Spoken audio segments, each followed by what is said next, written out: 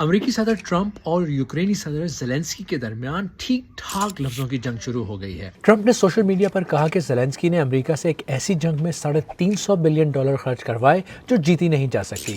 انہوں نے الزام لگایا کہ زیلنسکی نے اعتراف کیا ہے کہ انہیں بھیجی گئی آدھی رقم کا کوئی اتا پتہ نہیں اور وہ الیکشن نہیں کرواتے۔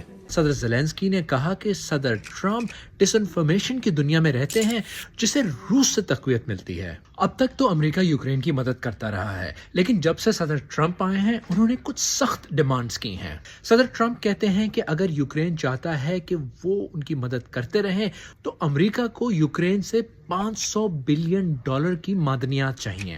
یوکرینی صدر نے یہ بھی کہہ دیا ہے کہ وہ اپنے ملک کو بیچ نہیں سکتے۔ امریکہ کی جانب سے آفر کی گئی تھی جس کے مطابق یوکرین کو اپنی معدنیات کے ذخائر میں سے 50% امریکہ کو دینا ہوگا۔ صدر زیلنسکی کہتے ہیں کہ اب تک پوری جنگ میں $320 بلین لگے ہیں، جس میں سے $120 بلین یوکرین نے دیے ہیں، باقی $200 بلین امریکہ اور یورپی یونین نے دیے ہیں۔ پچھلے کچھ دنوں میں یوکرین میں جاری جنگ پر کافی ڈیولپمنٹس ہوئی ہیں۔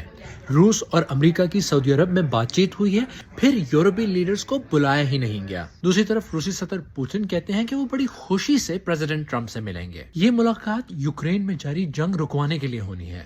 امریکہ کہہ چکا ہے کہ یوکرین کے مستقبل کے کسی بھی منصوبے میں امریکی فوجی شامل نہیں ہوں گے۔